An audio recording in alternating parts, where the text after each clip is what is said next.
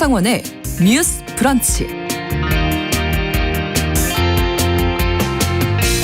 안녕하십니까. 아나운서 신성원입니다. 지난 주말 동안 큰 비 피해 없이 안전하게 보내셨습니까? 그야말로 물폭탄에 가까운 폭우가 내리면서 전국 곳곳에서 사건 사고가 발생했는데요. 중앙재난대책본부에 따르면 전국적으로 사망자와 실종자만 수십 명에 이르는 등 큰 인명 피해가 발생했고요.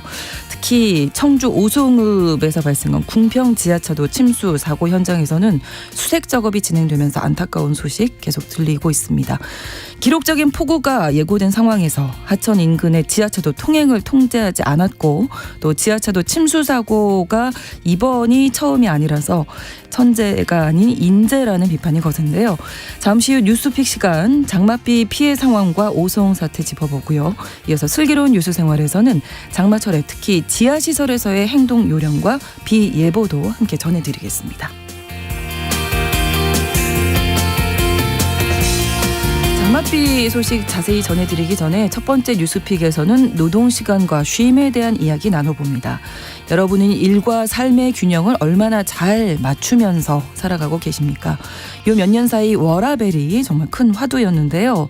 우리나라가 OECD 국가 중 워라밸을 보장받는 수준이 최하위라는 분석 결과가 나왔습니다. 한국보건사회연구원의 학술지에서 발표한 내용인데요.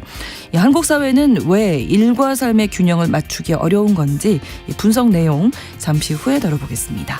7월 17일 월요일 신성원의 뉴스 브런치 문을 열겠습니다.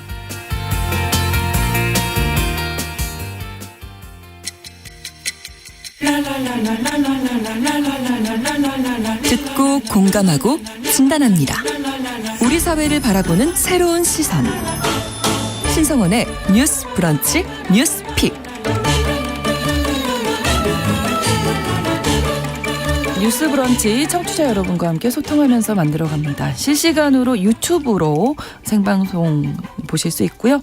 여러분의 의견 받고 있습니다. 짧은 문자 50원, 긴 문자 100원이 드는 샵 9730, 우물정 9730번으로 보내실 수 있고요. 또 라디오와 콩 앱으로도 많이 참여해 주시기 바랍니다.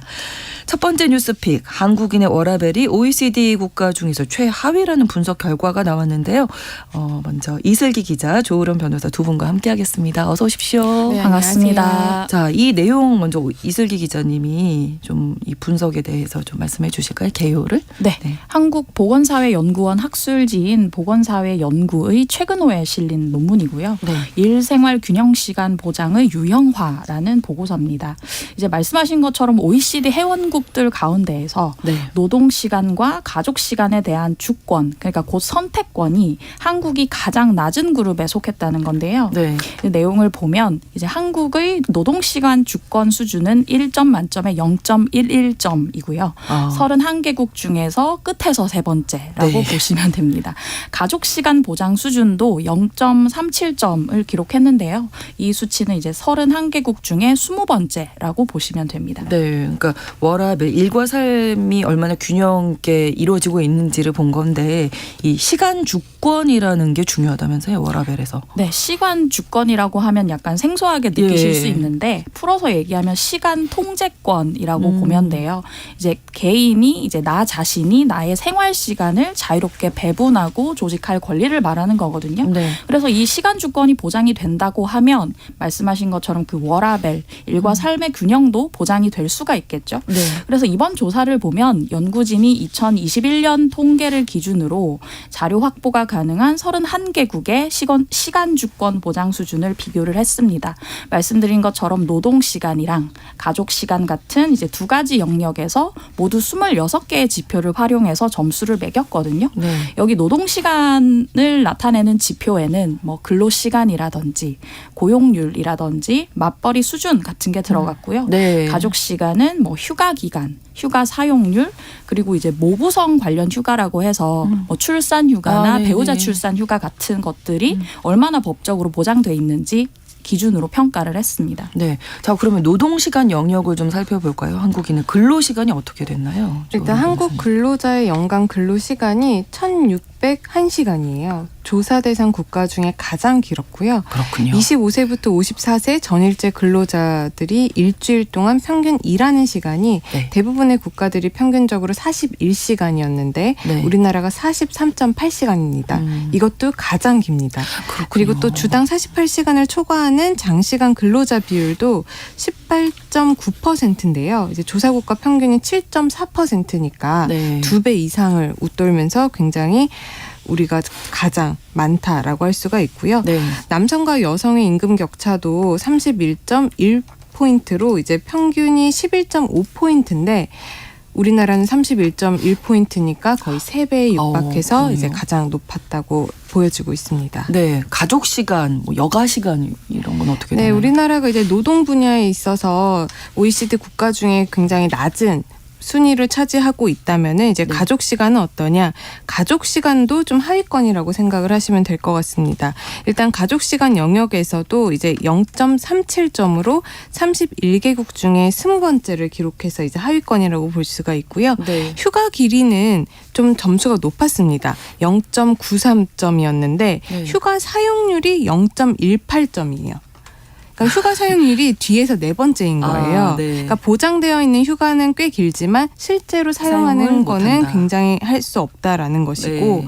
또 한국인 노동자의 한국 하루 평균 여가 시간이 258분으로요. 31개국 중 한 29위 정도 굉장히 낮은 등수에 머물렀다고 합니다. 네, 전체적으로 평가하면 다 이제 하위권인 네. 건데 일은 정말 많이 하는데 쉬는 시간 휴가는 좀 적다 이렇게 볼 수 있잖아요. 어떻게 좀 두 분 조사 결과 보셨는지. 네, 연구진이 이제 논문 쓴 걸 보면 이제 여러 31개국을 4그룹으로 나눠놨어요. 네. 이제 일 시간과 가족 시간에서 모두 점수가 높으면 1그룹이고 일 시간 영역에 대한 점수는 높지만 가족이 낮으면 2그룹, 반대로 이제 일 시간은 낮지만 가족 점수는 높으면 3그룹인데 네. 말씀드린 것처럼 한국은 둘 다 모두 다 낮아서 낮죠. 네. 4그룹으로 평가가 됐고요. 이제 말씀드린 것처럼 1, 2, 3, 4그룹 중에 뒷그룹으로 갈수록 시간에 대한 만족도도 낮고 네. 아까 변호사님 말씀하신 것처럼 여가 시간도 적다는 걸 알 수 있었고요.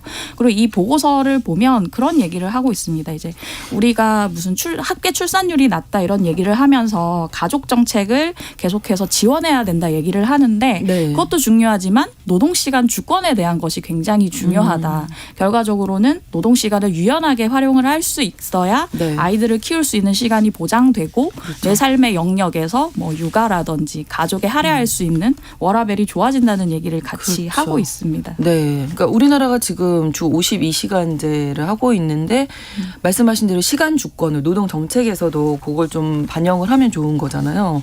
그런데 왜 이런 결과가 나왔다고 보시는지. 그러니까 아까 제가 우리나라에서 휴가 길이는 0.93점인데 네. 휴가 사용률이 0.18점이라고 네. 말씀드렸잖아요.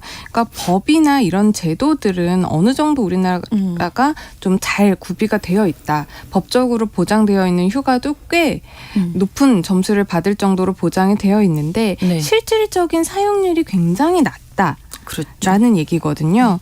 실제로 직장갑질 119 설문조사를 보면 20대 절반은 6일도 못 쉰다고 하고 있고요. 또 연차 15일이라는 게 직장인들에게는 남의 나라 얘기다라는 이야기도 있어요. 연차가 왜냐하면 15일이나 됐어요? 이렇게 질문하는 분들 많으실 것 같은데. 왜냐하면 네. 그 부분이 직장인들 80%가 연차 휴가를 지금 다 못 쓰고 그렇죠. 있다고 합니다. 네. 그리고 특히나 20대라든지 비정규직 그리고 5인 미만 소규모 사업장에서는 연차 휴가를 사용하지 않는 네. 비율이 더 높기 때문에 이런 결과가 나온 것이 아닐까 그렇게 생각을 합니다. 그러니까 네, 변호사님 말씀에 조금 첨언을 하자면 네. 그 직장갑질 119에서 나온 조사를 보면 네. 말씀하신 것처럼 직장인 10명 중에 8명은 15일을 사용하지 못하고 그리고 20대 직장인의 절반 이상 그러니까 사회 초년생이잖아요. 네. 이분들은 최근 1년간 연차 휴가를 6일 미만으로 썼다라고 얘기하거든요. 356일 중에 물론 주말이 있지만 연차 휴가가 6일 미만이었다는 거잖아요.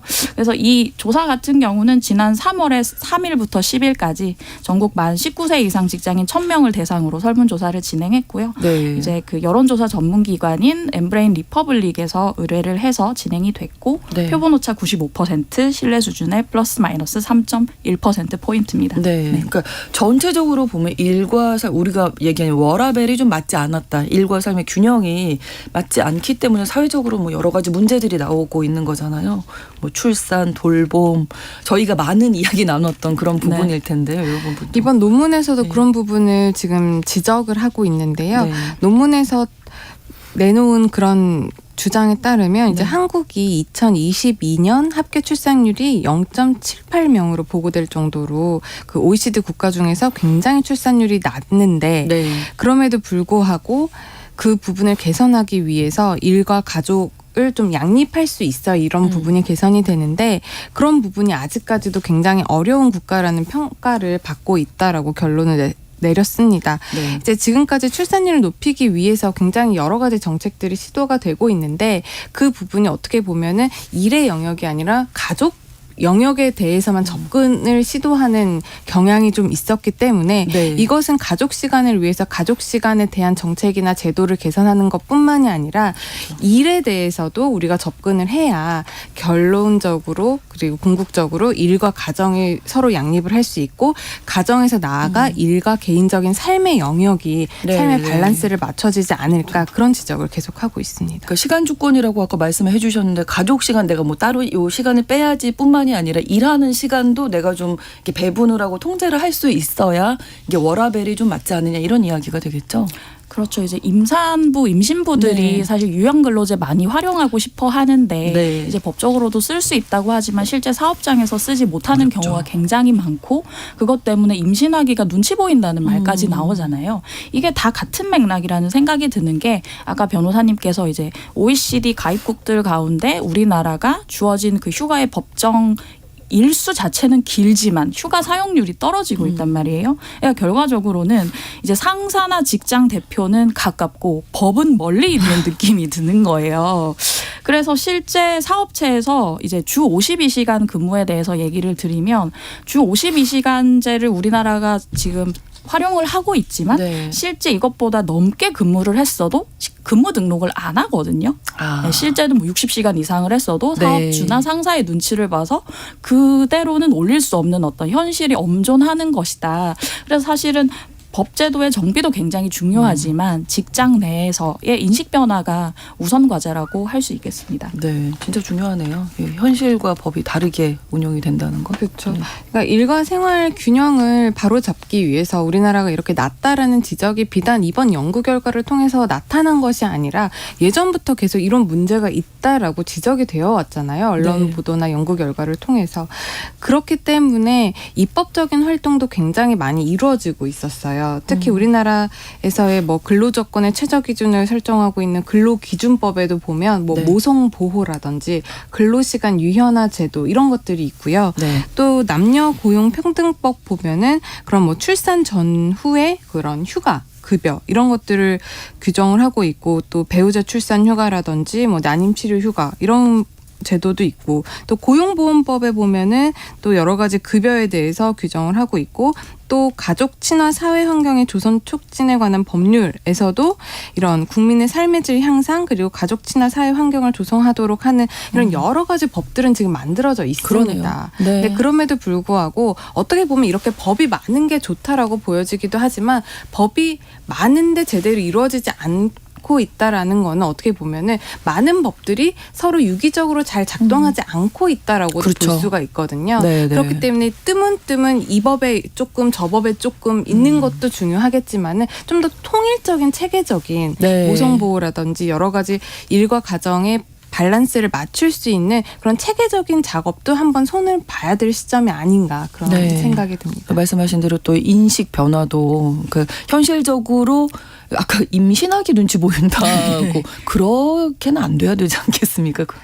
그렇죠. 네. 근데 그렇게 되는 게 현실일 수밖에 없는 것 같아요. 그러니까요. 왜냐하면 사업장에서도 사실 인원 한 명이 빠지고 대체 인력을 투입한다고 해서 그 일이 바로 원활하게 돌아가지는 사실 않거든요. 네, 네. 왜냐하면 아무래도 숙달된 근로자들이 계속 일을 하는 것이 효율 더 좋긴 할 텐데 그런 부분이 있다 보니까 법에서는 육아휴직 최대한 보장을 하고 있고 출산휴가 최대한 보장을 하고 있어도 네. 법에서는 되지만 내 옆에 있는 상사, 내가 매일 봐야 되는 동료들의 눈치가 보여서 그러지 못하고 있는 것이 현실이기 때문에 이 부분에 대한 개선도 인식 개선뿐만 아니라 이런 네. 부분을 어떻게 또 채워 넣을 수 그렇죠. 있는가 그런 것들을 이제 정부 차원이나 아니면 사업장에서도 고민을 해봐야 될 부분이 아닌가 싶습니다. 네.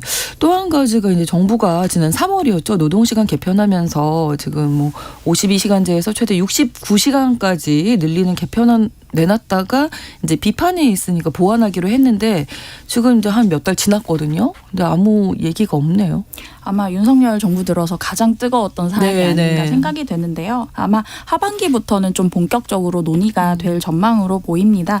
왜냐하면 얼마 전에 이제 지난 4일에 정부가 하반기 경제정책 방향 얘기하면서 근로시간 개편에 관한 추진 의지를 재차 밝히기도 했고요. 그리고 이제 정부가 지금은 그 의견 수렴을 계속해서 하고 있는 상황이에요. 그래서 지난 5월부터 국민 6천 명 대상으로 설문조사와 심층 면접을 실시를 하고 있고요. 네. 아마 조사는 다음 달 정도에 완료가 될 것으로 보이고 그 이후에 근로시간 개편 보완 방안이 나올 것으로 보입니다. 또 이것 관련해서 이정식 고용노동부 장관이 지난 4월에 이제 실 근로시간을 줄일 수 있는 방법을 찾겠다. 9월 정기국회에서 보완된 입법이 논의될 수 있도록 최선을 다하겠다고 네. 밝힌 바도 있어서 하반기가 주목이 되는 상황입니다. 그렇습니다. 2081번으로 우리 한국 사람들이 어떻게 보면 일 중독자들인 것 같습니다. 쉬려고 할 때도 뭐 쉬는 것도 그렇게 마음이 편하지는 않은데 나도 모르게 몸에 배인 습관 또 뭐 정부의 노동시간에 대한 기조 이런 것들이 한 몫을 하는 것 같습니다. 쉬고 싶을 때 정말 잘 쉴 수 있는 그날이 언젠가는 올 수 있도록 오늘도 열심히 일하고 있습니다. 이렇게 남겨주셨거든요. 또 여전히 오늘도 열심히 일하고 계시는 거군요. 마지막 문장이 심금을 울리는데요. 그러니까요. 그 3월에 노동시간 이제 주 최대 69시간 얘기가 나왔을 때 외신에서 어떻게 보도를 했냐면 한국에는 과로사라는 것이 있다고 하면서 과로사를 영어 스펠링으로 표기를 했어요. GWA ROSA 이제 고유명사군요. 네. 물론 이제 외국에서도 과로에 의한 사망이 있겠지만 그 고유명사로 지칭을 할 만큼 한국의 어떤 특이한 현상이라고 본 것이고요. 그 말을 좀 반박하기가 어려운 게 이번 설문조사에서 그렇죠. 일시간 주권 모두가 네. 떨어지는 것으로 나왔잖아요. 이런 현실이 계속 엄존하는데 아까 말씀드린 것처럼 인식 개선 중요한데 네. 인식 개선을 하기 위해서는 뭐 정부에서 캠페인도 해야겠고 여러 가지 방편을 써야겠지만 지금 하고 있는 법 집행이 제대로 되고 있는지를 계속해서 점검을 해야 되고 그렇죠. 네, 네. 관련해서 근로감독 신고센터라든지 모부성 휴가 잘 지키고 있는지 이런 것을 계속해서 사업장을 들여다보고 좀 이렇게 푸시하는 움직임이 필요하겠다는 말씀을 드리고 싶습니다. 네, 조으름 변호사. 네, 지금 있는 법을 잘 지키는지 제대로 파악하고 감시하는 게 중요하다라는 말씀에 절대적으로 공감을 하고요. 거기에서 더 나아가서 지금 우리나라가 일이나 뭐 생활 균형을 맞추기 위한 그런 정책들이 굉장히 저출산 문제를 제고시키기 위한 부분에 너무 초점이 맞춰져 있는 게 아닌가 싶어요. 그러다 보니까 대상을 봐도 여성 근로자에 한정해서 네. 뭔가 출산, 육아 이런 부분에만 너무 집중해서 있는데 사실 아까도 말씀을 하셨지만 모성도 있지만 지금 부성 혼자 돌보는 그렇죠. 아빠들도 굉장히 많은 상황이거든요. 근데 같이 그분들이 가야죠. 네네. 사실 육아휴직을 쓴다는 게 굉장히 쉽지 않은 상황이라고 해요. 그 아빠들의 육아휴직 법적으로 우리나라가 OECD 국가 중에 정말 잘 되어 있는 나라 중에 한 국가임에도 불구하고 실질 사용률이 굉장히 떨어지다 보니까 그런 부분에 대해서도 우리가 다시 한번 생각을 해봐야 될 것 같고요. 네. 꼭 이렇게 육아휴직이나 출산 전후 휴가 여기에만 치중하지 말고 요즘은 또 가족 구성원을 돌봐야 되는 돌봄 휴가라든지 그렇죠. 그런 부분에 대해서도 우리가 한 번 더 생각을 해봐야 되지 않을까 싶습니다. 네. 첫 번째 뉴스픽 우리 한국인의 워라밸이 OECD 꼴찌였다. 이 내용 다시 한번 좀 짚어봤고요.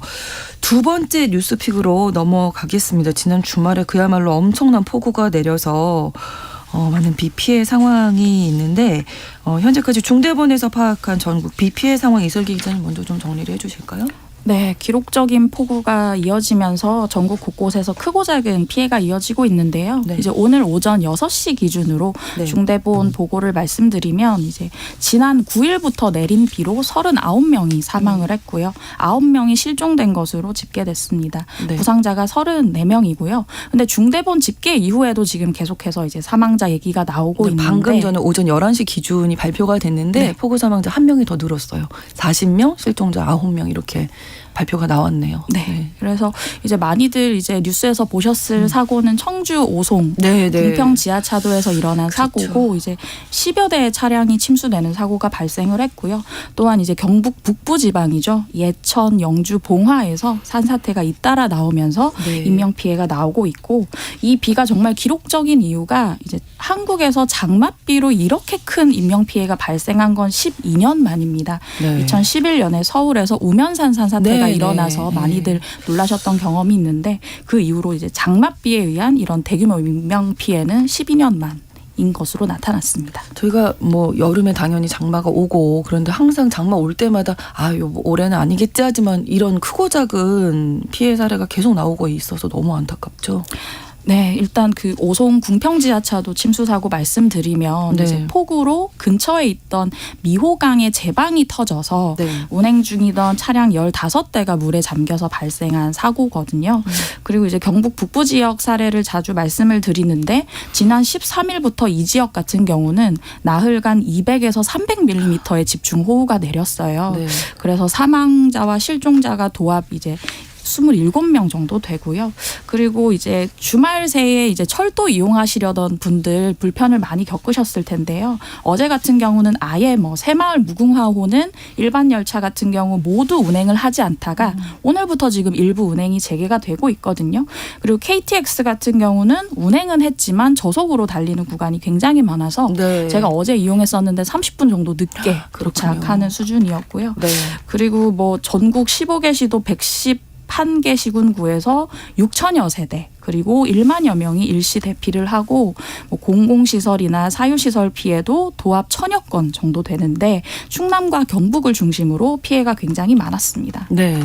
이 중에는 이제 오송 지하차도 침수 사고를 뭐 저희가 자세히 들여다봐야 할 텐데 말씀 지금 이슬기 기자님이 해주신 대로 폭우였는데 인근에 있던 미호강의 제방이 붕괴되면서 순식간에 이제 지하니까 아무래도 물이 들어갔겠죠. 네, 그 오송 지하차도에서 이제 이번 사고가 발생을 한 건데요. 이제 순식간에 물이 쏟아져서 차량 15대가 침수가 되면서 이제 네. 시작이 됐고요. 이 4차로의 궁평 이 지하차도가 전체 길이가 한 600m가 넘는다고 해요. 네. 굉장히 긴 지하차도라고 그러네요. 볼 수가 있는데 또 깊이가 5m. 다 보니까 아무래도 굉장히 깊어서 물이 차면 이제 순식간에 차오르는 그런 특성을 가졌다고 그렇겠네요. 하는데 그럼에도 불구하고 이제 2, 3분 만에 이 깊은 지하차도가 그 6만 톤의 물이 들어와서 차량들이 빠져나갈 수 없었다고 합니다. 이제 온라인에 여러 가지 영상들이 지금 공개가 되고 있더라고요. 사고 약 10분 전에 이제 바퀴가 거의 물에 잠긴 승용차가 네. 거의 차량 높이까지 이제 물보라를 일으키면서 그 지하차도를 빠져나가는 장면이 담긴 영상도 제가 본 기억이 나고 네. 또 이제 그 이번에 주목하고 있는 그 버스 있잖아요. 네, 네. 버스 바로 그 뒤에 차량이 급하게 역주행을 하면서 부사일생으로 빠져나오는 그런 차량 CCTV도 보게 되는데 굉장히 마음 아픈 사건이라고 생각을 하게 됩니다. 네. 지하차도 침수는 뭐 인재다.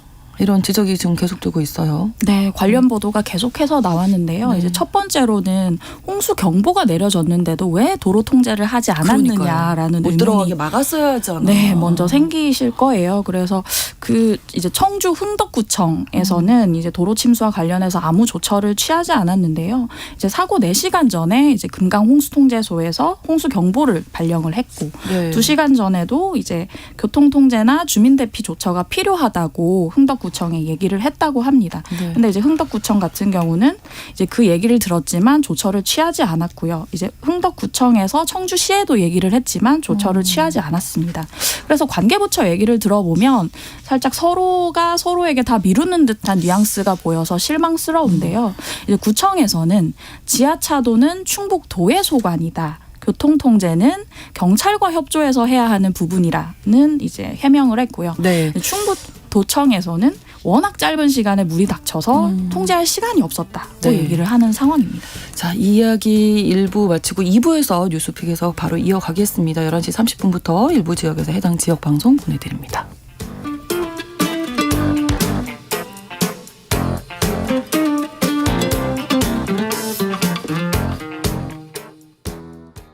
지금 시각은 11시 30분입니다. KBS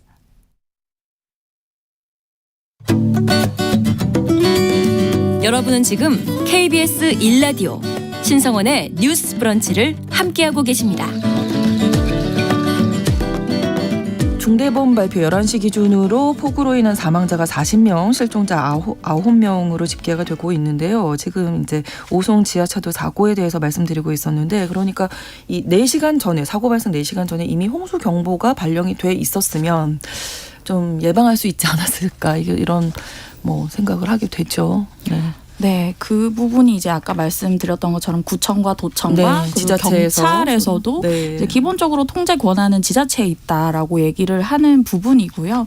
그리고 또 한 가지 말씀드리면 이제 하천 제방의 관리가 부실했다는 네. 얘기가 인근에 사는 주민들에게서 계속 나오고 있는데, 그 당시에 이제 그 청주 시내와 오송을 잇는 미호천교 공사가 진행 중이었는데 네. 이것 때문에 임시로 쌓은 제방이 있었고 이것이 유실이 됐는데 굉장히 옆에서 보기에 허술하더라라는 얘기를 지역 주민들이 하고 계세요. 그래서 그분들 중 한 분이 얘기를 하는 걸 보면 네. 이제 최소한 포대자루로 작업을 해야 되는데 모래성처럼 모래를 쌓기만 해서 굉장히 위험한 상황이었다라는 증언을 하고 계시고요.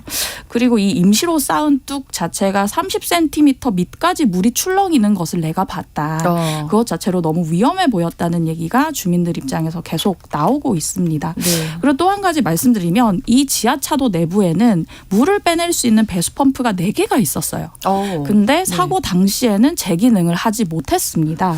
이 펌프 자체는 분당 3톤의 빗물을 처리할 수 있는 펌프임에도 불구하고 당시에 이제 물이 한꺼번에 밀려 들어오면서 이 전기를 공급하는 배전선이 고장이 났대요. 그래서 이 배수 펌프가 제 기능을 하지 못한 것도 지금 언론에서 많이 지적을 하고 있는 사항입니다. 네. 여러 가지로 좀 막을 수 있었는데 못 막았다, 이런 생각이 계속 드는데요. 네. 네, 그렇습니다. 그렇기 때문에 이런 부분에 있어서 이제 누구한테 과연 책임을 돌릴 수가 있을 것인가, 네. 그런 부분도 굉장히 많이 나오고 있는데, 지금 아까 기자님께서 말씀해 주신 것처럼 이제 많은 유관기관들이 서로 책임을 좀 떠넘기려는 모습을 보이고 있다라고 지금 언론 보도를 통해서 나오고 있는 것 같습니다. 그런데 이런 일이 지금 처음이 아니라 사실 그렇죠. 작년에도 있었고요. 네. 우리가 기억할 만한 사건이 2011년 우면산 산사태 때도 있었고 2020년도에 부산 초량, 네, 네. 거기도 지하차도였었죠. 지하차도였었죠. 부산에서도. 그런 일이 계속 반복되고 있는 게 가장 안타까운 거죠. 그렇죠. 그래서 이런 문제를 보면 우리가 형사 책임 그리고 민사 책임을 좀 따로 따져봐야 될 것 같은데, 일단 형사 책임을 보면 이 부분은 이제 만약에 이제 업무상 과실치사상이라든지 직무유기, 네. 이런 부분이 함께 고려가 돼야 될 것 같고, 실제로 이제 지방자치단체나 관리를 하는 그 주체들이 이 재해를 예측할 수 있었느냐, 그러니까 예측이 가능했던 재해였느냐, 아니면은 예측은 한 재해였는지, 그리고 또 충분한 조치를 했는지, 이 두 가지가 가장 중점적으로 살펴봐야 되는 부분이거든요. 네. 그렇기 때문에 그런 부분들이 제대로 이루어지지 않았으면 아까 말씀드린 그런 형사 책임을 질 수가 있는 것이고, 네. 더 나아가서 이거는 중대 시민 재해로까지 볼 수가 있습니다. 우리가 지난 이태원 참사 때 이게 네. 시민 재해냐 이런 부분에 대해서 우리가 이야기를 나눈 적이 있었잖아요. 네. 지금 그 중대재해처벌법을 보면 중대산업재해뿐만이 아니라 중대시민재해를 규정을 하고 있어요. 네. 그래서 사망자가 1명 이상이 발생을 하면 그런 지자체장이라든지 경영 책임자가 1년 이상의 징역 10억 원 이하의 벌금에 처해질 수가 있는데, 네.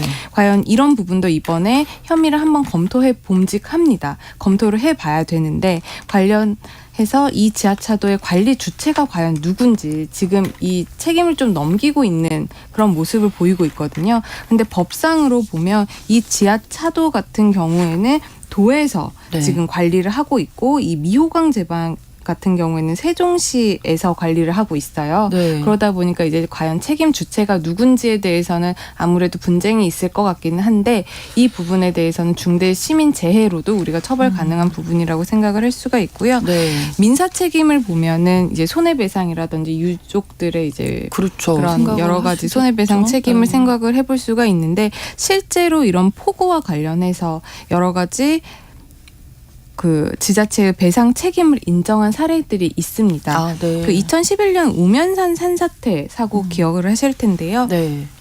당시 사망자 유족들이 서초구를 상대로 낸 그 소송에서 서초구가 즉시 경보를 발령을 하고 위험 지역 주민들에게 대피하도록 지시를 한 의무가 있었는데 네. 이를 이행하지 않았다라고 하면서 서초구의 배상 책임을 인정했던 사례가 있거든요.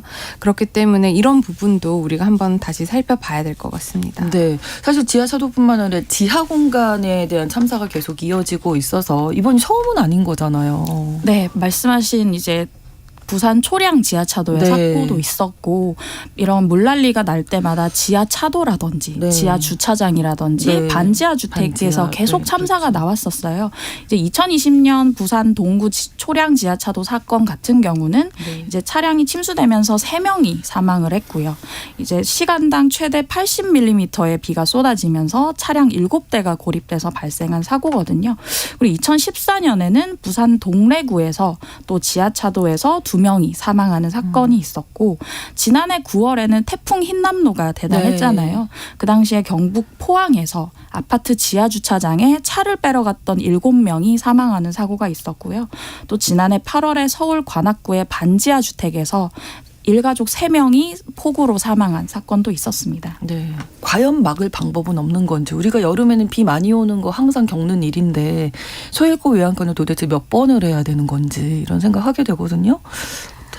사실 이런 참사가 계속 반복되다 보니까 차단기 설치라든지 네. 배수 펌프라든지 이런 것들이 관련 법령에 의해서 계속 이제 추가가 되고 이제 제도적으로는 바뀌고 있어요. 네. 이번에 사고가 난 이 제방 근처에서도 그런 차단기가 올해 하반기 정도에는 이제 세워질 것으로 예상이 되고 있었다고 합니다. 그러니까 계획 중이었다고 하는데 그 네. 전에 이런 일이 발생한 것이 굉장히 안타까운 거죠. 네. 그런데 이런 시스템적인 문제뿐만이 아니라 네. 이번에도 아까도 말씀을 드렸지만 사실 여러 가지 사인들이 있었고 그렇죠. 홍수 경보도 있었고 네. 여러 가지 신고도 있었고 지금 언론 보도를 통해서 나오고 있는데 제대로 이 부분에 대해서 관리할 컨트롤 타워가 제대로 있지 않았다라는 게 저는 가장 큰 원인이었다라고 네. 생각을 하거든요.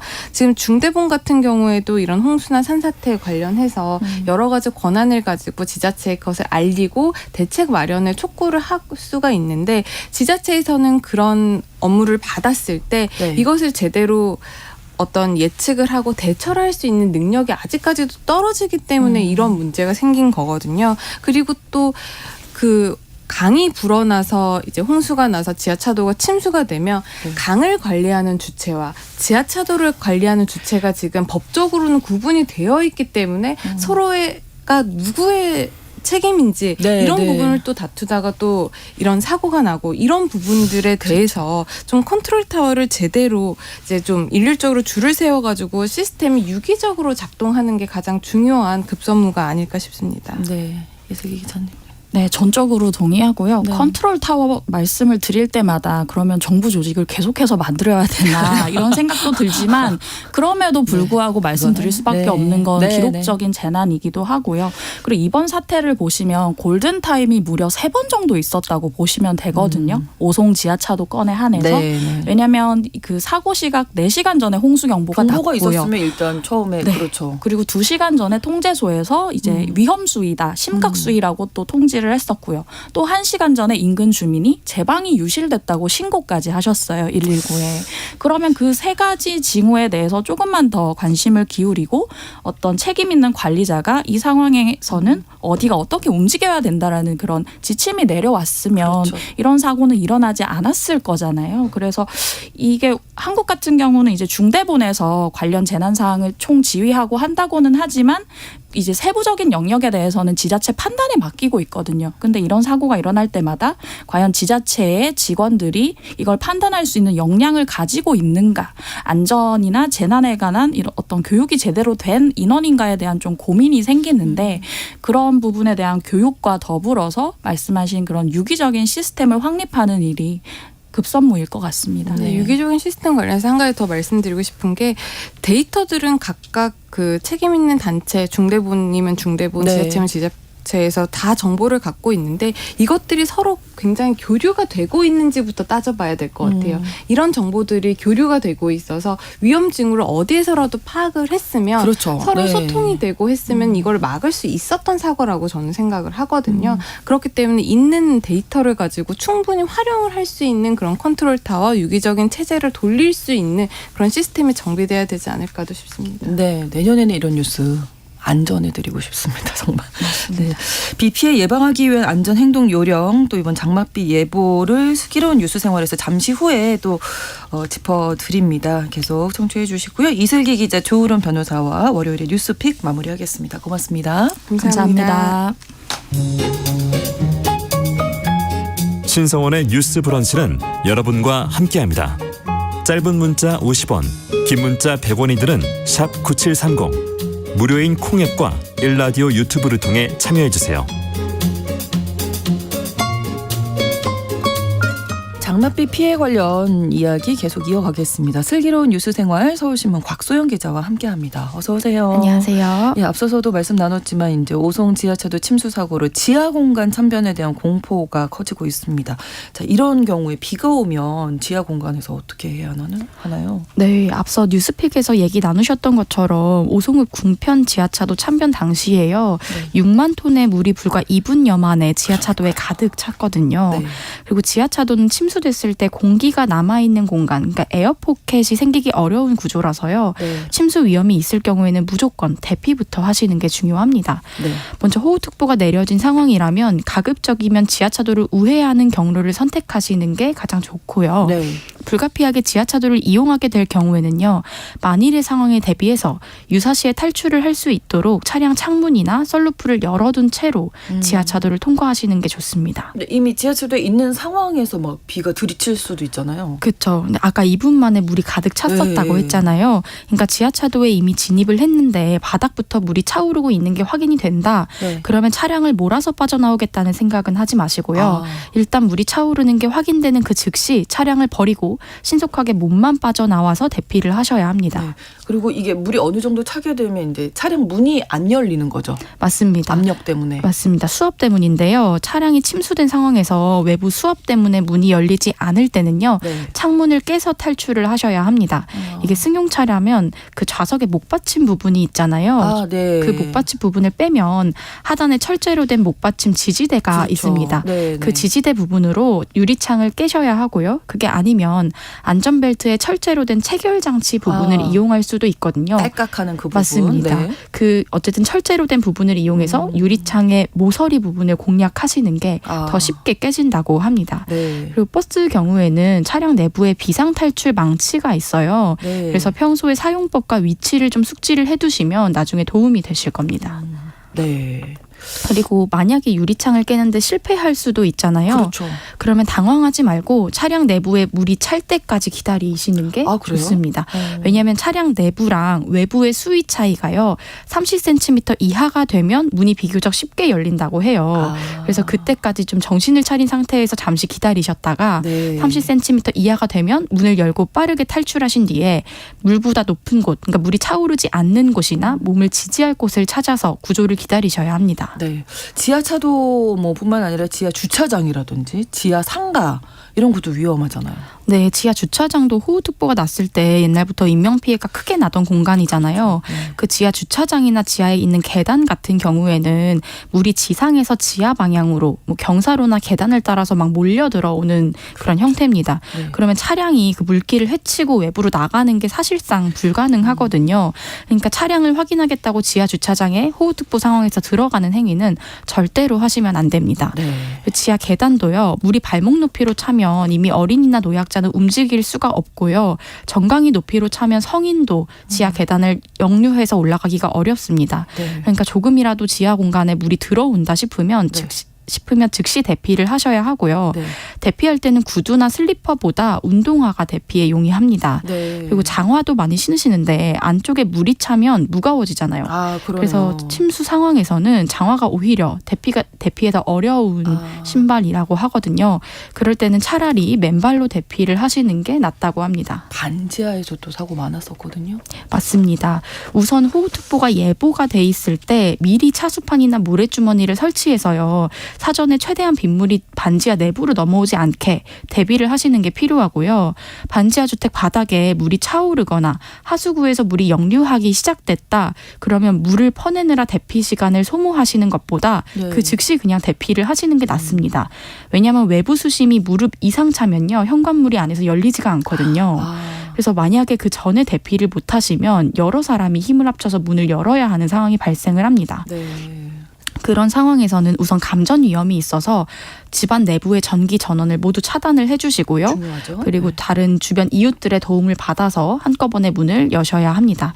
그래서 이런 시기에는요. 주변에 좀 반지하에 사시는 이웃분들이 계시면요. 미리 서로 연락망을 좀 숙지해서 안부 확인을 해주시는 게 어떨까 싶습니다. 뭐 내일까지 충청 이남 지역에 또 많은 비가 예보돼 있어 더 걱정이에요. 지금. 맞습니다. 네. 하늘도 무심하다는 말이 좀 절로 그러니까요. 나오는데요. 네. 다음 주까지는 비구름대 영향이 계속될 것으로 보입니다.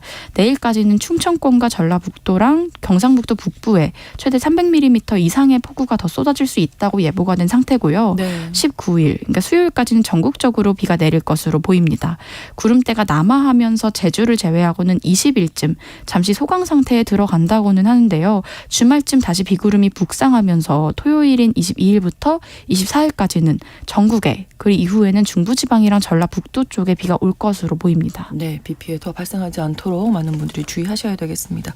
슬기로운 뉴스 생활 서울신문 곽소연 기자와 함께했습니다. 고맙습니다. 감사합니다.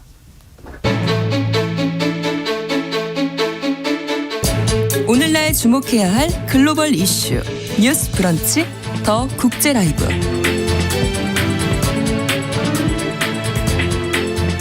국제뉴스 전해드린 더 국제 라이브 외신캐스터 조윤주 씨와 함께하겠습니다. 어서 오세요. 네, 안녕하세요. 자, 오늘 두 가지 소식 준비하셨는데 좀 시간이 많잖아요.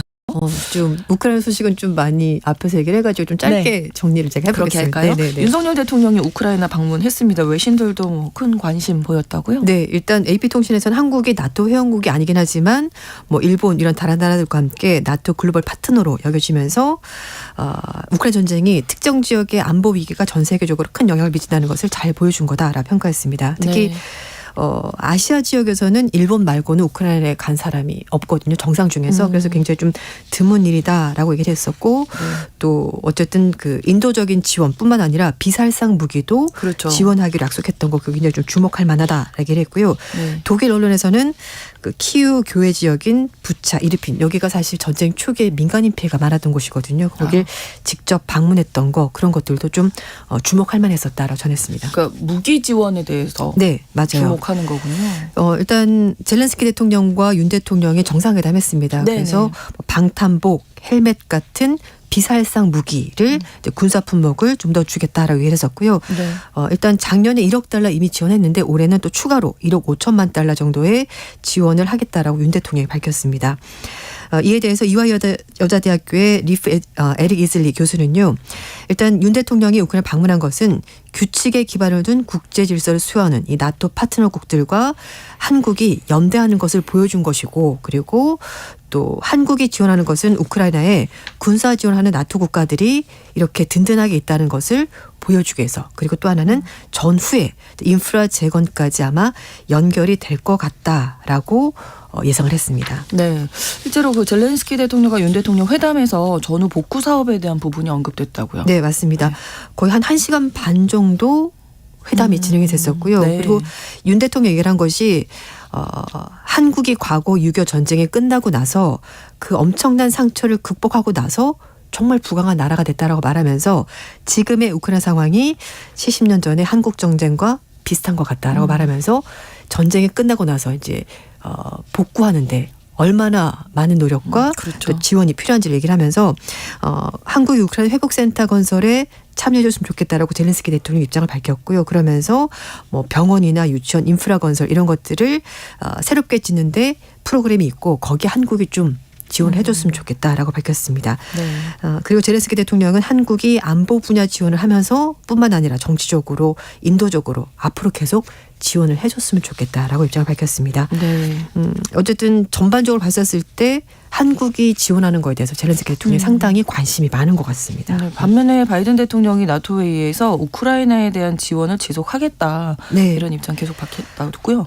일단 전쟁이 쉽게 끝날 것 같지는 않다고 미국도 보는 것 같습니다. 그래서 이제 뉴욕타임스에 실린 기사인데요. 바이든 대통령이 우크라이나 전쟁이 아무리 길어지더라도 미국이 흔들리지 않고 계속해서 지원하겠다 입장을 밝혔습니다. 네. 바이든 대통령 역시 나토 정상회담에 참석을 했고요. 그 벨라루스에 있는 빌뉴스 대학에서 연설하면서 우크라이나 전쟁을 냉전 시대와 비교를 했습니다. 그래서 지금은 민주주의 전체주의와의 싸움이다 이렇게 얘기를 하면서 민주주의를 지켜야 된다라고 얘기를 했습니다. 그래서 앞으로 몇 년 동안 전쟁이 이어질 수 있을지도 모르는데 거기에 대해서 나토 동맹국들도 대비를 하는 것이 좋겠다. 물론 미국도 마찬가지다라고 얘기를 했고요. 그러면서 푸틴 대통령과의 싸움에 대해서 푸틴 대통령이 잘못 판단해서 이 전쟁을 혼자 독자적으로 진행한 거고 나토가 끝까지 우크라이나 지키기 위해서 계속 지원하겠다라고 약속을 했습니다. 네. 자, 여기까지 할까요? 네. 또 소식은 네. 판다 소식을 준비하셔서 요즘에 뭐 인터넷에서 가장 핫한 주인공이죠. 그 네. 푸바오의 쌍둥이 동생들이 태어났어요. 네. 그러니까 우리나라 놀이공원에 러바오와 아이바오가 있는데 이 부부입니다. 예, 부부고 아이가 푸바오였는데 얘의 동생들 쌍둥이가 태어났잖아요. 네, 가계도를 싹 정리해 주셨습니다. 예. 맞습니다. 네. 저도 많이 봤거든요. 근데 네. 중국에서 아주 관심이 높다면서요. 맞습니다. 러바오, 아이바오가 암컷 새끼 2마리를 7일날 낳았고요. 그러자 이제 중국 외교부가 축하 메시지까지 보내면서 정말 큰 관심을 그렇군요. 보였습니다. 왕원빈 중국 외교부 대변인이 정례 브리핑에서 판다는 중국의 국보다 그리고 중국과 외국의 우호 교류를 촉진하는 사절이다 이렇게 표현하면서 네. 아이바오의 첫 새끼 판다 푸바오는 푸바오. 네. 한국 사람들로부터 정말 깊은 사랑을 받고 있고 새로 태어난 판다 새끼들은 언니 푸바오처럼 중국과 한국 이 두 나라의 국민의 우호적인 감정을 증진하는데 긍정적인 역할을 해줬으면 좋겠다. 이렇게 판다에게 당부말까지 남겼는데요. 네. 주한 중국 대사관도 위챗 공식 계정을 통해서 푸바오 내가 언니가 됐어요 이런 글을 올렸습니다. 그래서 네. 판다의 건강 상태, 임신 과정 이런 걸 자세하게 소개를 했고요. 중국 매체들도 중국 대사관, 중국 외교부 브리핑을 통해서 네. 관련 기사 계속해서 내보내고 있습니다. 심지어 CCTV는 쌍둥이 판다의 탄생 과정을 자세히 소개하면서 오. 출산 전후로 이뤄진 한국과 중국의 협력을 아주 비중 있게 다뤘고요. 또 누리꾼들 사이에서 한국의 사육사들에 대해서 정말 감사하다 이런 얘기도 계속 올라오고 그렇군요. 있다고 전하고 있습니다. 그러니까 중국이 판다를 외교에 그동안 많이 활용을 해왔잖아요. 네, 맞습니다. 일단 좀 과거로 올라가게 되는데요. 네. 처음에는 1941년 중국에만 있는 진짜 희귀동물 판다가 장제스 국민원 총통이 중국을 지원해준 미국의 감사 표시로 처음에 이제 판다를 기증하면서 시작이 된 거고 그 다음에 냉전 시대인 1972년에 리처드 닉슨 미국 대통령이 중국을 방문했을 때 한 쌍의 판다가 미국에 이제 선물로 건네지면서 그때부터 이제 본격적으로 판다 외교가 시작이 된 겁니다. 그리고 1983년 워싱턴 조약 발효로 희귀 동물을 팔거나 기증할 수 없다라는 규정이 생기면서 그때부터는 중국이 판다를 외국에 장기 임대하는 식으로 선물을 주게 된 거고요. 그래서 우리나라뿐만 아니라 뭐 유럽, 일본, 싱가포르, 태국 이런 쪽에 중국이 판다를 이제 동물 외교를 하면서 네. 임대를 해주게 된 겁니다. 그러니까 임대는 빌려준 거잖아요. 그렇죠. 그냥 준 게 아니라 그럼 네. 다시 돌려줘야 된다는 건데. 맞습니다. 이게 물건 할 때 돌려줄 때 좀 네. 문제가 생길 수 있는데. 그 친구 사이에도 물건 빌려줄 때 좀 예. 약간 조심스럽지 않습니까? 네. 특히 이게 많이 고가다, 굉장히 소중하다. 그렇죠. 그럼 더 힘든데 그래서 물론 이제 이렇게 소중한 것을 내가 당신에게 드립니다라는 것은 나를 그만큼 소중하고 중요한 사람을 생각하는구나라는 의미도 있긴 한데 그래서 네. 우호중진 효과가 있거든요. 근데 갈등이 빚어지기도 합니다.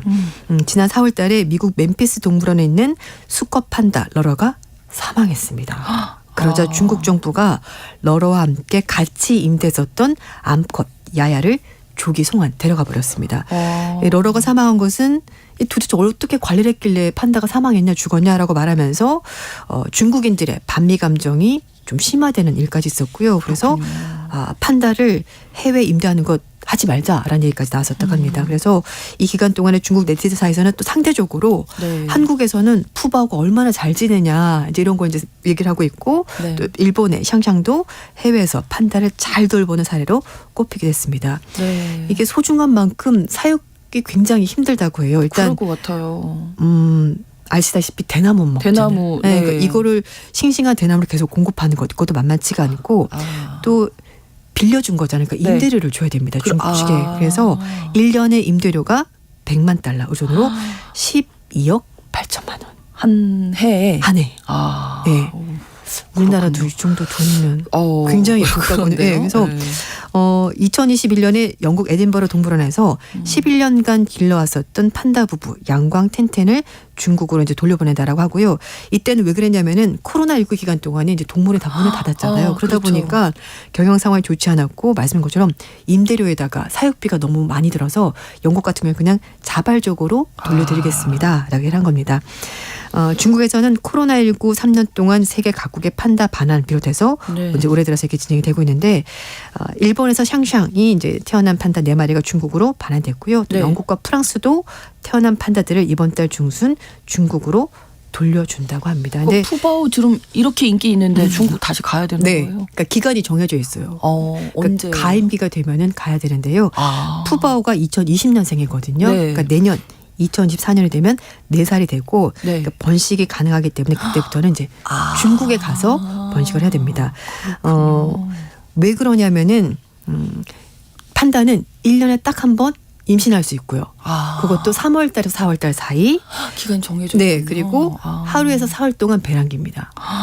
그러니까 확률이 너무너무 낮은 거죠. 그러네요. 네, 그래서 고기계는 이제 돌아가야 되고 특히 암컷은 5살부터 6살까지, 수컷은 7살까지 짝짓기 가능하다고 하니까 네. 임신 기간이 너무 짧은 거죠. 그래서 네. 중국으로 돌아가서 임신을 하게 되고 또 하나 판다에 대한 모든 소유권은 중국 중국이 정부가 가지고 있습니다. 그렇기 때문에 중국으로 돌 수밖에 없는데 물론 사랑스러운 동물이긴 합니다만 키우기가 너무 까다롭고 그리고 또 동물 입장에서는 과연 고향 떠나서 다른 나라에 사는 게 좋을까? 저는 약간 그런 생각도 들기도 하고 물론 사람들이 좋아해서 예쁘긴 한데요. 좀 네. 그런 여러 가지 생각이 들게 하는 동물 외교인 것 같습니다. 그렇습니다. 네. 조윤주 외신캐스터와 함께했습니다. 고맙습니다. 네, 감사합니다.